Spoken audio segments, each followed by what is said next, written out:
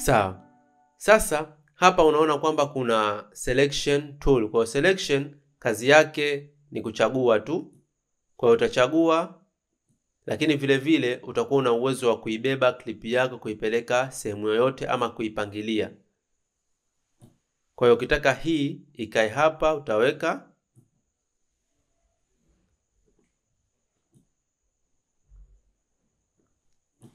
Inawezekana kwamba umeshika video ama clip yako na usione kuna athari yoyote, ni kwa sababu hii playhead haichezi katika ile clip yako ilipo. Kwa hiyo ukibonyeza play hapa utaona kwamba huyu playhead anatembea. Kwa hiyo una uwezo wa kumshika na kumsogeza sehemu nyingine. Ukiendelea kuplay, kwa hiyo itakapopita hapa ndipo ambapo picha yako itaonekana.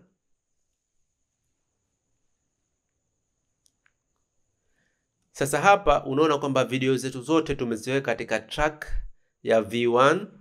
Nikiweka katika track ya V2, kwa mfano video hii nikiweka hapa, halafu nikiplay, playhead itakapopita ndipo video itakayoonekana. Kwa hiyo hapa nimeweka video nyingine katika track namba 2 kama unavyoiona.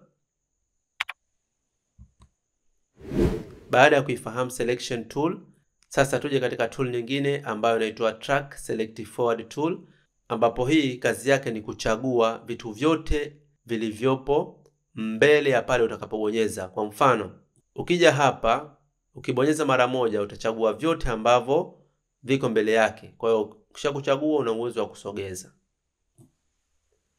Na ukija ukabonyeza kuanzia hapa utavichagua vyote ambavyo viko mbele yake. Na ukija kuchagua ya nyuma yake utachagua vyote ambavyo vipo katika timeline yako. Lakini ukichukua selection tool utakuwa na uwezo wa kuhighlight na kuweza kusogeza pia unapopataka. Sasa tuiangalie tool nyingine ambayo inaitwa razor tool. Razor tool ni kiwembe, au sio? Razor tool kazi yake ni kukata. Kwa hiyo hii ndiyo ambayo tunatumia kukatakata clips zetu. Kwa hiyo kwa mfano nikija hapa nataka nikate sehemu hii ya kwanza, kwa tayari nimeshakata na unaona kwamba kuna kama alama ama mstari. Kwa hiyo hapo tayari nimeshaweza kutenganisha sehemu hii ya kwanza na sehemu hii iliyobaki. Kwa hiyo kwa mfano nikija hapa nikikata tena, kwa hiyo unaona kwamba hii clip yangu imeshakatika. Kwa hiyo na uwezo wa kuchukua selection tool nikachagua kipande hichi, alafu nikabonyeza button ya delete ama nika right click, alafu nikabonyeza clear, na huku nachagua, alafu na right click na bonyeza clear. Kwa hiyo ukisha ku clear inakuwa unawacha nafasi tupu. Kwa hiyo ukiwacha nafasi tupu, hii playhead ikipita itakuwa inasoma hivyo hivyo, itakuwa inasoma giza, maana yake ndo hakuna kitu.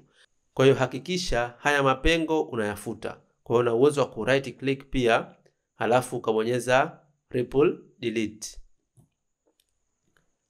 Ama una uwezo wa kuchagua kwa kubonyeza mara moja katika hii sehemu, halafu ukibonyeza button yako ya delete ama backspace utakuwa una uwezo wa kufanya nini? Wa kufuta. Sawa. Kwa hiyo inawezekana kwamba hichi kipande chetu chote ni kikubwa hichi, kwa nataka pengine ikifika hapo iwe basi. Ukiachana na kutumia razor tool, ukija katikati ya clips zako una uwezo wa kupunguza pia. Kwa mfano nitapunguza mpaka hapa. Nitachukua na hii video yangu nitaiweka maeneo haya, lakini nayo nataka kuipunguza. Kwa hiyo kuipunguza naweza nikachukua razor tool. Ikiwa na weupe inamaanisha kwamba ndio umechagua. Kwa hiyo nitafuta na kuja na huko mwisho nitakata, halafu nitafuta, nitaisogeza pale sehemu ambayo nataka. Kwa hii nataka kuanzia hapa na uwezo wa kupunguza.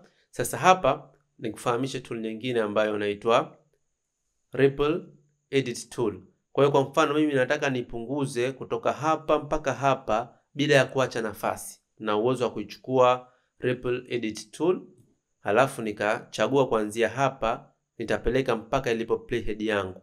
Kwa nikiachia hapo itakuwa ile sehemu yote imekatika. Kwa itabidi urejeshe nyuma na uangalie pale ilipoanzia.